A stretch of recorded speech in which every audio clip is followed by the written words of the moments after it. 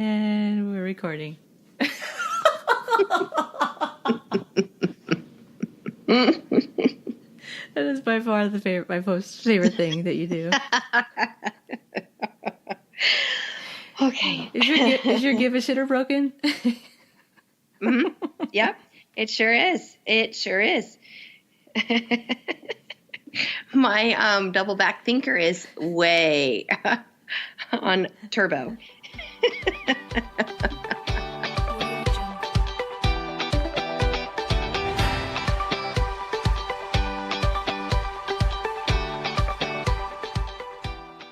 Hello and welcome to Little Did I Know Podcast, episode 16. I am your host, Stephanie Parks. And I am your other host, Shauna Zolman-Mahaley. Little Did I Know is a place where two friends share our journeys through life, the good and the bad, while never losing our laughter. If you'd like to find more episodes, you can check us out at stephandshauna.com or at Little Did I Know on Facebook and Instagram. Okay. So this is typically the part of our episodes where I bring in a fun fact, right? And you kill it every single time. Thank you.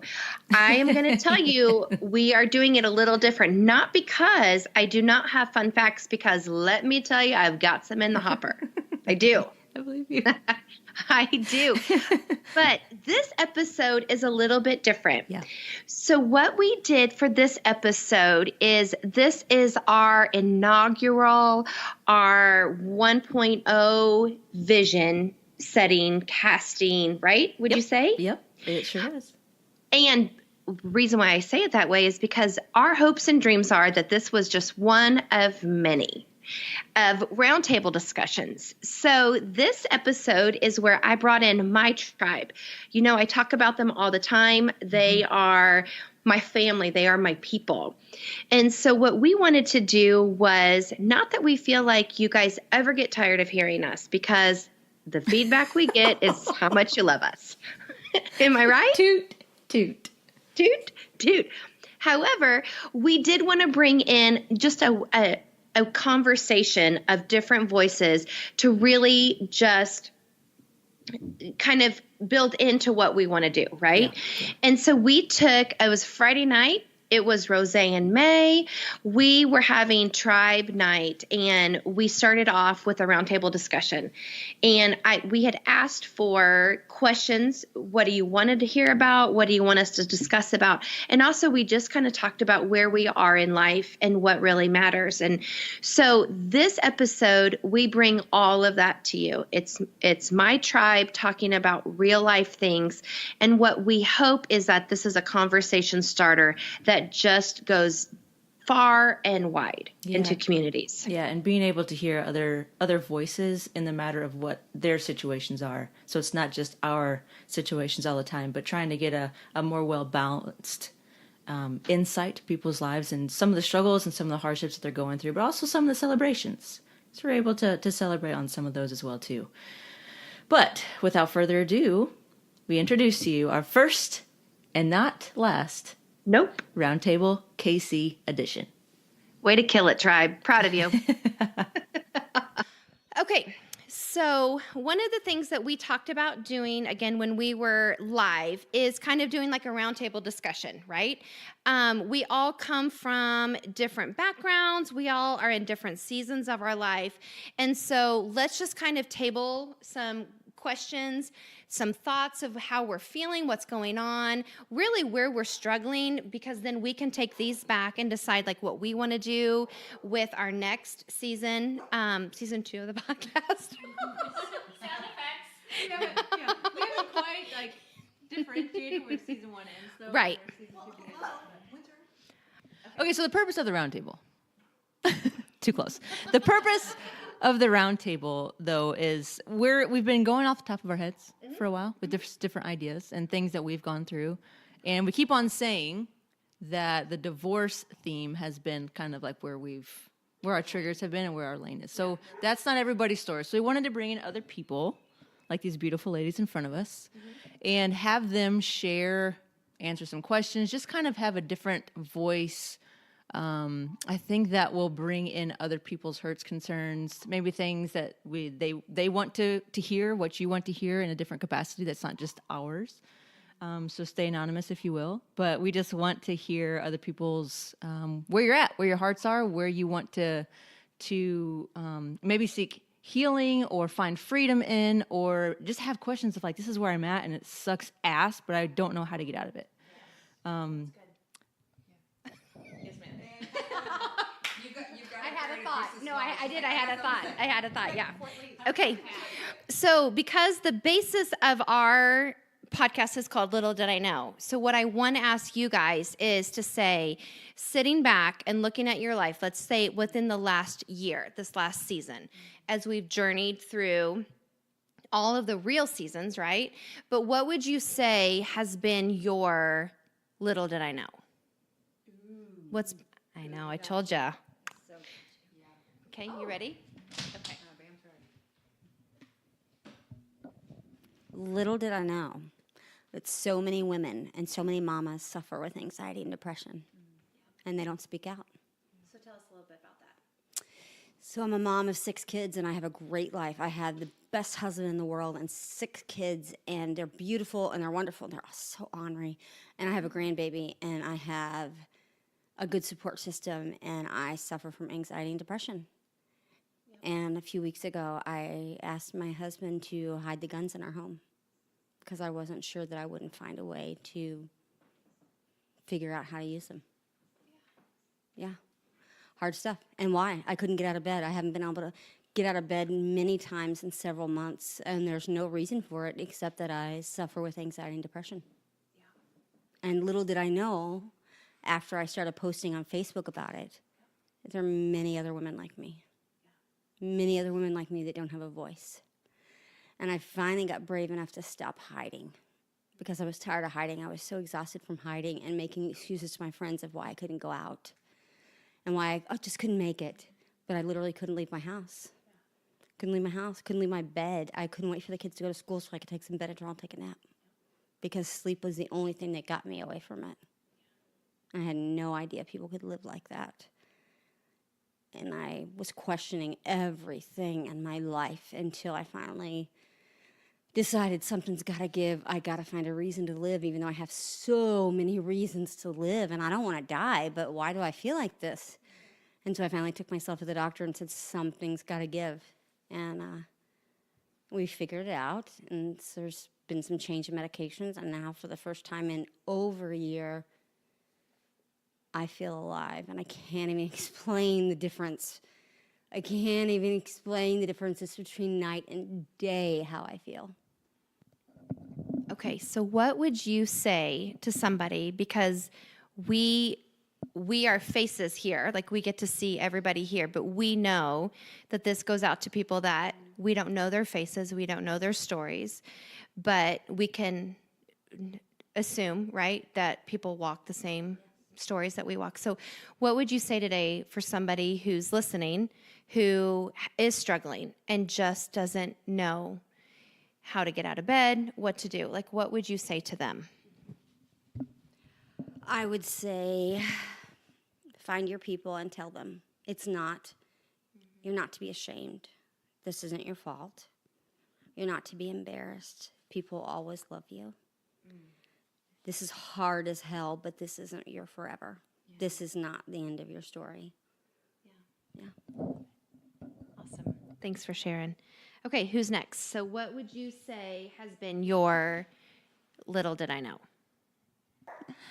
Okay, so I have a great husband. We've been together 20 years this September. We have 4 adopted kids. I have a 15-year-old, a 9-year-old, and twins that are 4, and they are redheads, so Lord help me. I also have a teenager. But little did I know that being a mother to a special needs daughter that doesn't bond might have been the hardest journey that I've been on.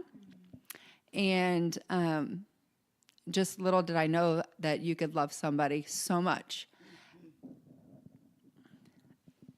that doesn't love you back. If you have a child that has special needs and they don't bond,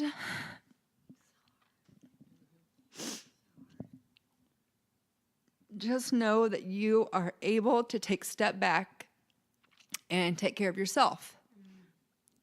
Because that's been really hard for me to actually like step back in the times where I was overwhelmed and didn't feel like I could do it, and I wasn't doing a good enough job. Doctor's appointments, therapy, medication, her past, her trauma, all those things that go with it, is just overwhelming. So just this last season, I have been able to really just get some inspiration and some encouragement from my tribe, and just know that I can go to the gym and listen to Little Did I Know and laugh. Yes, amen. And laugh and find myself and be able to go out with my girlfriends and just know that, hey, you know, she's okay and she'll be okay, and we'll pick up, you know, back up with doctor's appointments and therapy and medications, all that stuff the next day. So it's okay just to take a break and to find yourself, and then look for encouragement through friends, through the Bible, through prayer, through meditation. All those things have helped me. Exercise, anything that's going to make you, did you say crying? Or drinking wine, rosé in May. Therapy for me. Yes. Believe me, there's many times that my husband's come home from work, and he's a deputy chief for a police department, so he's not got an easy job. But he'll come home and I will just tell him, hey, I've just got to take off for a little bit. So I will actually just get in the car and I will listen to the breakup song, or I will listen to just worship music, crack the window, just get some me time, and I feel like a new person. And I can text my tribe and they can give me inspiration. I can read books and just find just a little bit of hope and a little bit of glimmer. And God never, ever fails me. Every single time he'll send me just a sweet little reminder of my daughter reading, which she's never been able to read until this year. This is her first year of actually being able to read. So doctors that said she'd never read, she does. So God just sends you those sweet little winks saying, you know, I got you, and just to continue on. So little did I know that during this hard journey, and it's not a season, it's a lifetime of hard, that you can just find yourself and be yourself and just know that you're still doing a good enough job, because God just asks us, you know, whatever you do, do it for my glory. And if you just remember that, then you'll be okay. I love that. I think sometimes about how, as a mom, we put our value on how our kids are doing, right? So like if they're doing good, we're doing good. If they're doing bad, we suck, right? And so this is one of those things where you have to say, I have to find my identity in who I am. It's not measured on what she is doing, what she's not doing. And that's huge. And so speaking to this special needs mom group, like, you know, this is my heart for sure. What would you say for encouragement? Because there's a place of knowing, but then there's a place of empathy, like, you know, because you're living it. So what would you say to that special needs mom? Well, I would say try every avenue and listen to your heart and your gut, because there's some things in life that we think we would never try. I'm never going to try marijuana on my child because when I grew up, that was a no-no. I'll try it now. Basically, if there is a test out there, if there is a drug out there, if there is a therapy out there for my daughter, I'm going to try it. Don't give up. Just try everything. There's a lot of things that don't work, but amazingly, I was terrified when one of her psychiatrists the first time said, I want you to take her off all of her medication for 2 full weeks because I want to see her raw.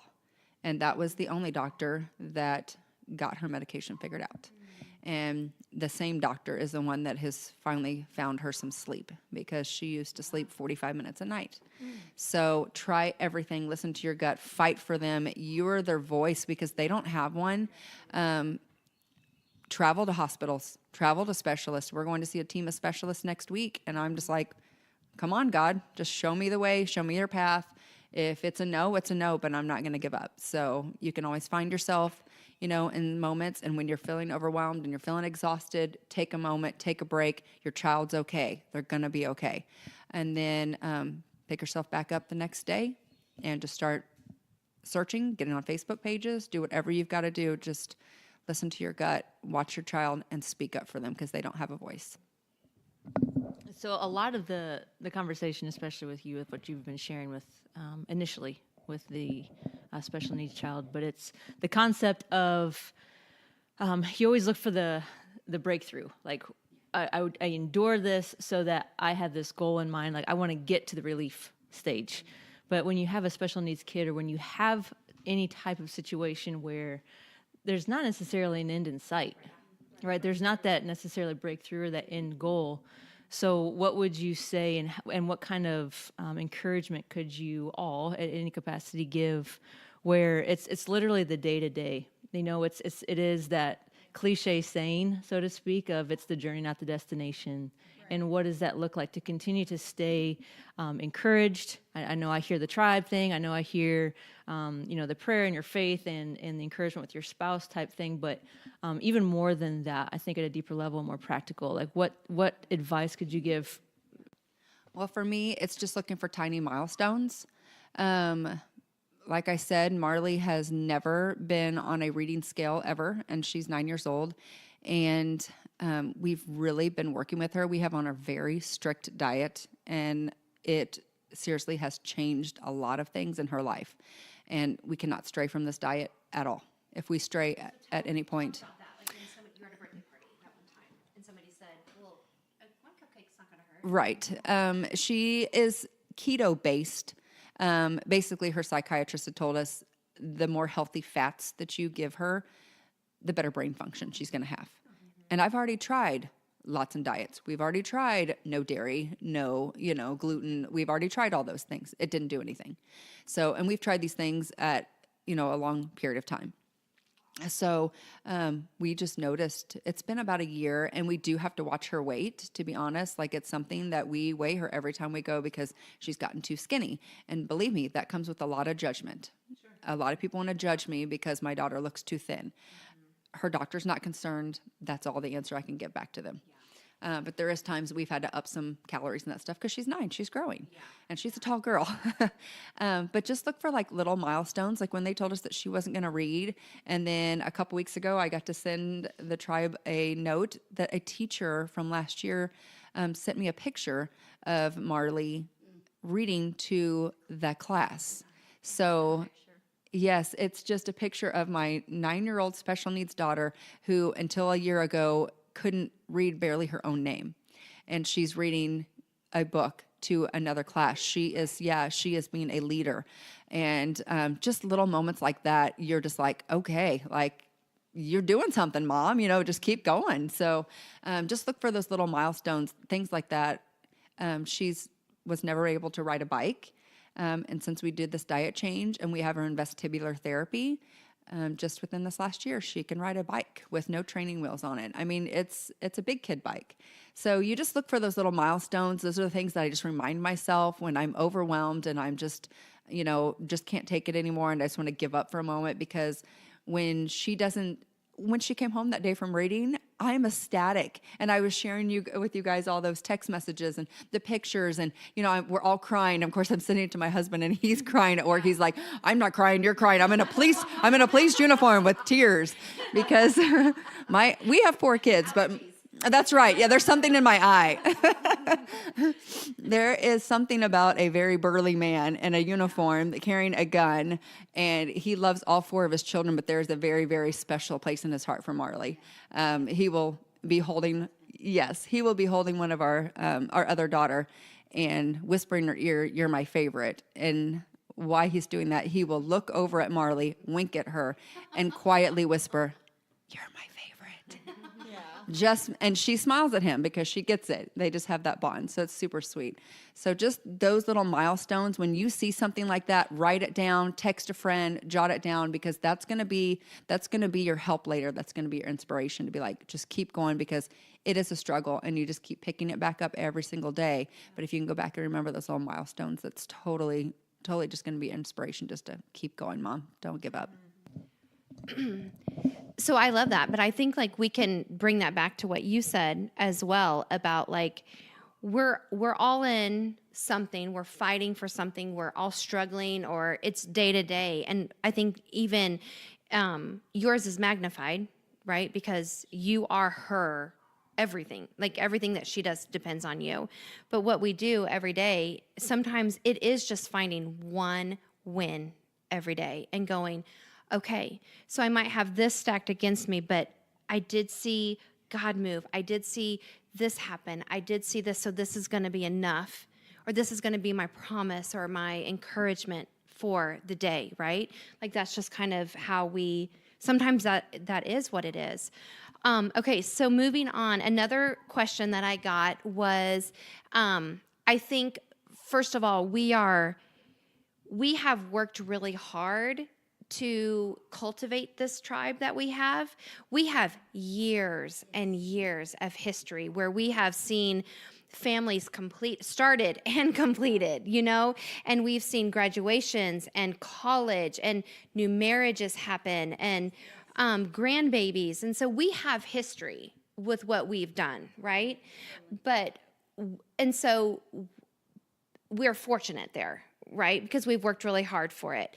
And you guys know that one of the things that I say all the time is I love when my friends become friends. You know, like that's the best. I love it.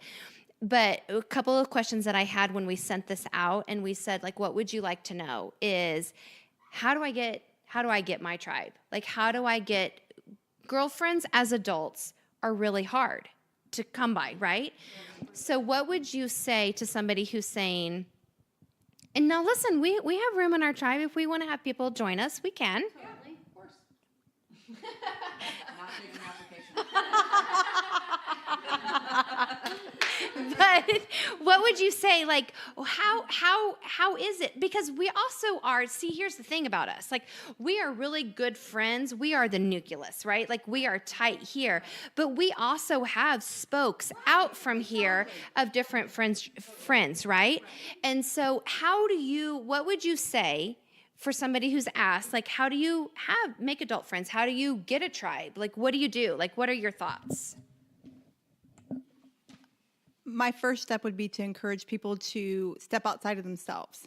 For me, it's hard to believe, but a lot of times I'm an introvert. Like I struggle.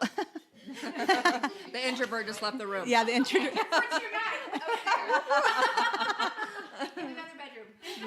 I struggle with, and always have been, feeling like not enough.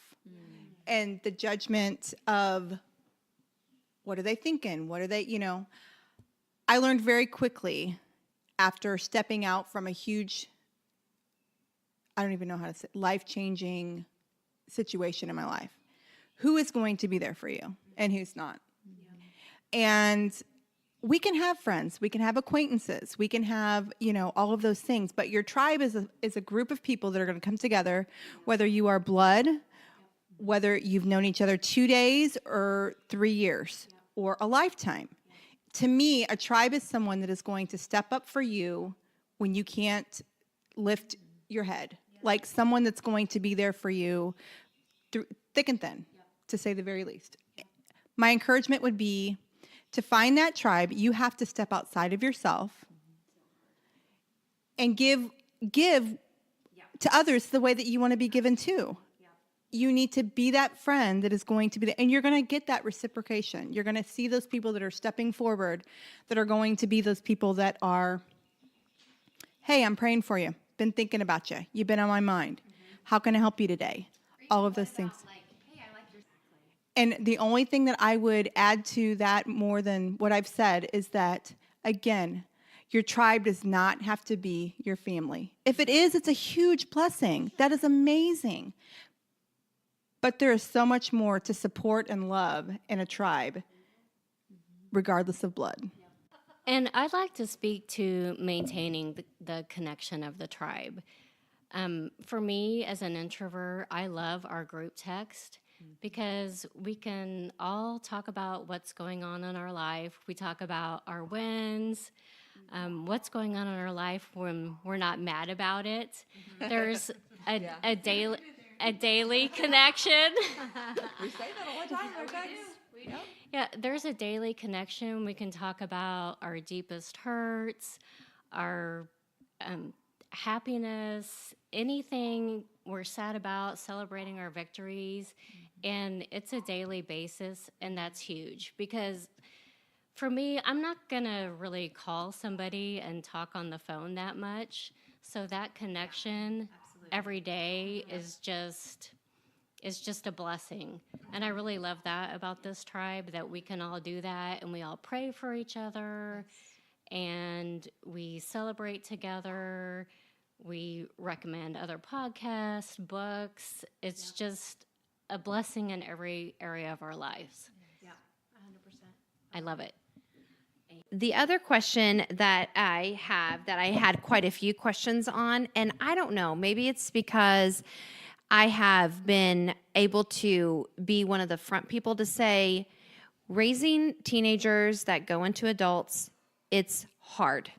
And oh man, I have said a million times, I wish I could go back to toddlers, even though it was exhausting. Oh man, for sure. Yeah. You're bigger.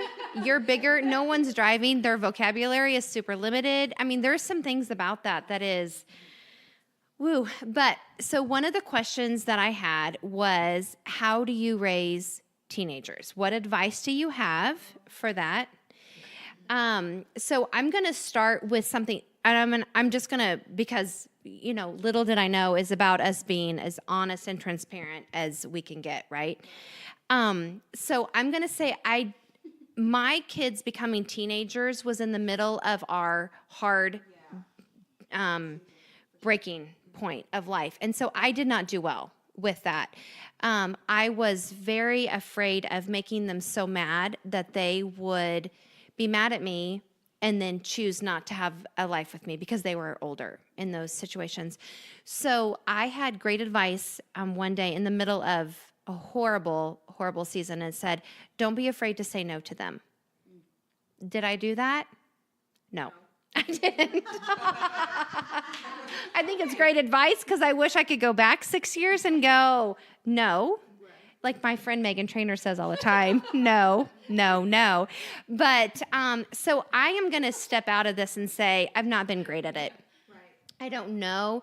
I have a teenager now, a daughter, and so learning in it, just the same, different boy and girl, all of those kind of things. But I wasn't good at it. So we all have teenagers and have had adult children now or whatever. What advice do you have in raising teenagers and young adult kids? They're going to have sex.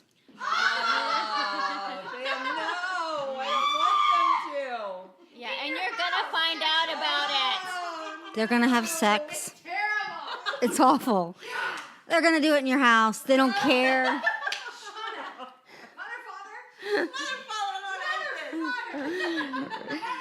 They don't care that they're in your house. And my one bit of advice, because I think it trumps all other, is education. Education. I have sat boyfriend and girlfriends down and been like, listen. And they've been like, I ain't doing that. And I'm like, and I ain't stupid. Education, safety, education. That's what I can recommend. So you would sex is education. Going to happen. Okay. I don't mean they're going to get educated by having sex. I mean it's your job as a parent to educate them on, first of all, not to make me grandbabies because it's too young and I'm too young. No, I get it. Yeah. And second of all, to be safe. What I think about raising teenagers is that they're going to think you're stupid. Always. And you have to remember back to when you were a teenager and you thought your parents were stupid. Yeah. Yeah. So, and I'll go back to what she said, is just be open and honest, not just about sex, but about everything. Give them grace. Right. Ames is, she can become an extrovert. No, it's not going to happen. Just say maybe. nothing. So I just have a 15-year-old as of right now. So my 15-year-old, as I've mentioned before, is adopted, and he is biracial. So I have, my kids are all different colors. And yes, Stephanie, like, Jesus told her a long time ago I was going to have kids that all did not look the same. And I thought she was crazy because I was like, no, 2 is good and I'm done. No, how about 4? And actually, I've had 30 because we were foster parents. Yes. But so actually, I did have lots of different colors. But at 15 years old, being a biracial child and adopted can come with some baggage. Mason has actually done amazing. We are very, very, very open with him about his adoption story, about his birth family, what we know of them, have shown him any pictures that we do have, which is very limited, and his medical history. We're just open about that. We're open about that with all of our kids. And with our 15-year-old, we did medical babies for fostering. So we've had lots of babies that didn't look like others, that were lots of different colors. So for that, I just say raise your kids with open minds. We are a Christian family, so we know what the Bible says. And when it comes to the bottom line, what I teach my kid is just love others the way that Jesus loves you, which is without judgment. So is he going to make mistakes? Absolutely. Is he going to have sex? Lord, I hope not until he's married. Bambi. But he is handsome. Yes, so ladies, back off. Yes. Oh, Lord, help me. He is so handsome. But yeah, just teach your teens to love no matter what. We're in a society where people are not sure about their genders. They're just trying to figure out who they are. Depression, anxiety, bullying, all that stuff that comes with it. Teach your teenagers to love people regardless. She sparked something. No. She has the karaoke song. I'd say when your kids are teenagers, when they turn 13, maybe just sit down and have a talk with them and say, it's the teenage years. There's going to be some hard days. You're going to hate me. I'm going to hate you. But we're going to get through all the way until you're out of your teen years. I'm here for you. We're going to go through everything together. We're going to talk about everything. Some days we won't even want to be in the same room with each other. But, I'm your parent. I love you, and we're going to get through it. So I know that we go deep on this, which I love. And I know we talk about a lot of the hard things, which I love and we love. Sorry, that we love.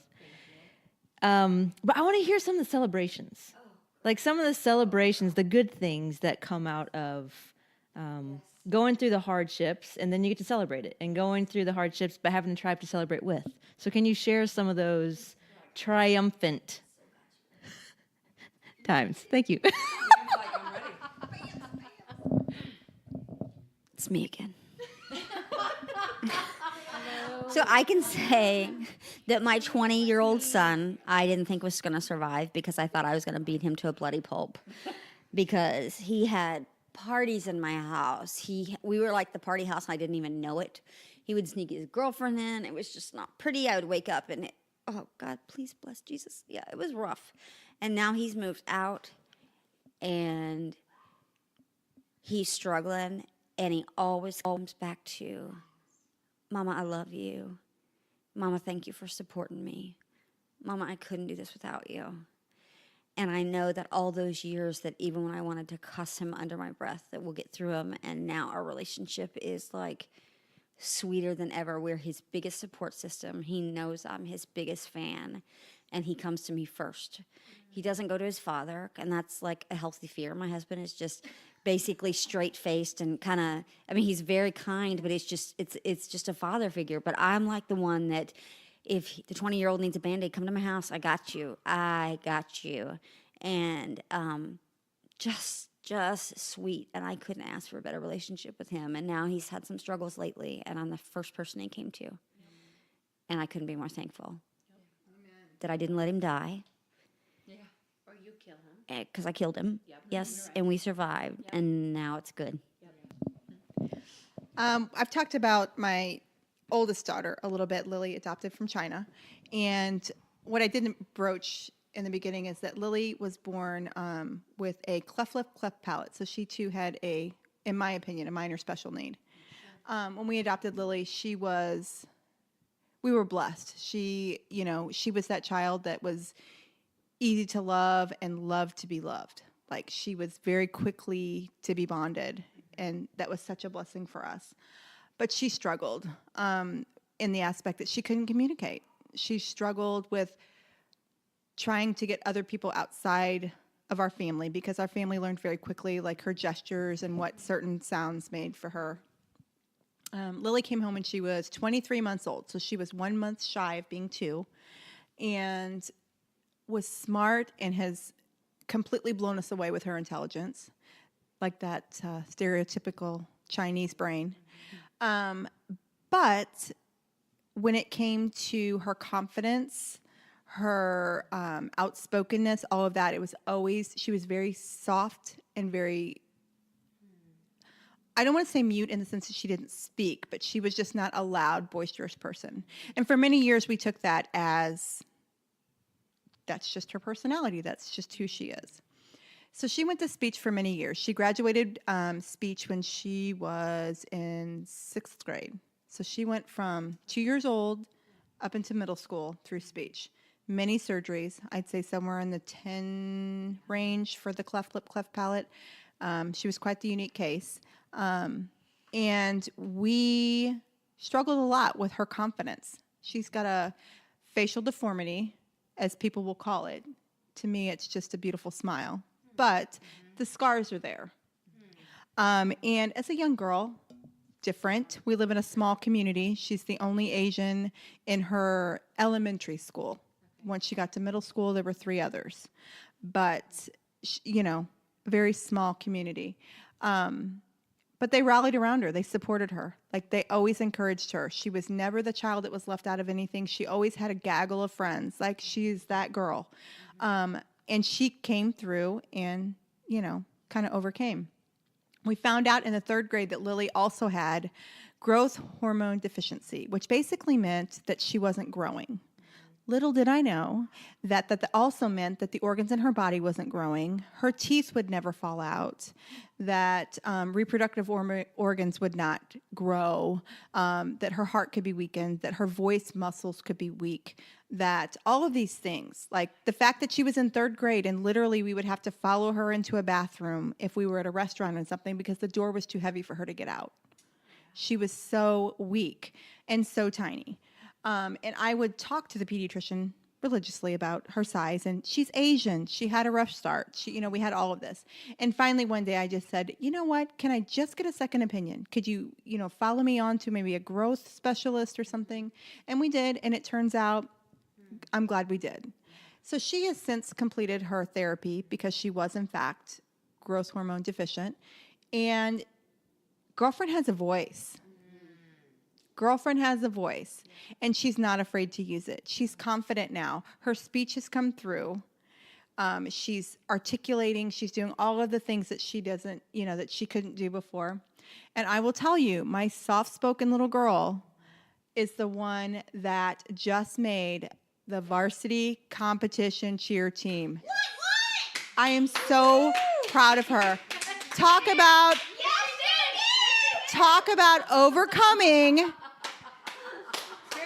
Listen, we are going to convert. She just needs to meet my Lily. She will be completely converted. We are converting Shauna. Woot, woot, woot. So I think the way that we can wrap this up is to say, moms, ladies, women, tribe, don't back down. We are the fighters. We are the ones who have the voice for our kids, even when they're hard to love, even when we're pushed back against a wall or into the corner, right? Like, we were created to do this. We are designed to do this. We are the only voice that some of our kids have, right? And so let's be bold, let's be proud of that, and let's do that. But also, I know from experience, I can only do this linked arm in arm, right? And so if you, yes and amen, right? So if you do not have your tribe, find one, create one, be the starter, be it for them. And if you have your tribe, lean in and love them fiercely, champion them, encourage them, be their voice when there is no voice, right? Because this world is really hard. And you think about what we have to endure as grown-ups, as adults, right? That we're growing and raising up this generation of kids who have it a whole lot harder than we did, right? And so let us be that soft place for them to land, to say, like, we love you, we're going to celebrate you, we're going to champion you, we're going to believe in you, right? But I will tell you from experience, I am better because I have you. Yes. I am. I am stronger because I have you. I also can be super vulnerable because I know you have my back, right? Yeah, like I'm here because you're here. Yeah. And so show up for your people.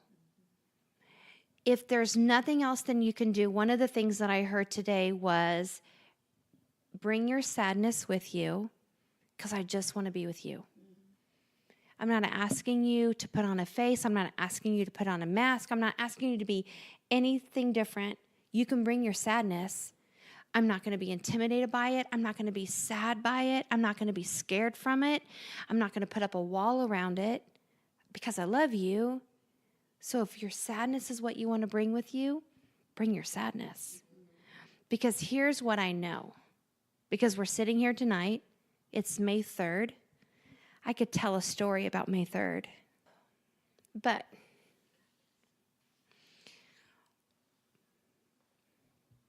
we get to be here on May 3rd, right? We're right here in this place. And together, we can, right? And it's May, so you know what that means. Rose. But we really are better together, right? Yes. So, thank you for joining us today. Yes. And little did I know, Tribe Night in Kansas City. Yes. Little did Shauna know. Little did Shauna know. Little did I know about Amy. I know. Amy is the Ames. Ames is the introvert who comes in, but boy, when she says something, you listen because it's important. Yeah. So that's our roundtable edition of our episodes. So thank you for joining us. I think that this is very helpful. I just think that it's very helpful. And just as a friendly reminder, like this is just the beginning. So we're gonna bring this to you, and we don't know you, but you will know us, and you will love us. So invite us to your cities, and we would love to come and do more roundtable discussions with you. But thank you for joining us on this episode of Roundtable. Little did I know, Kansas City.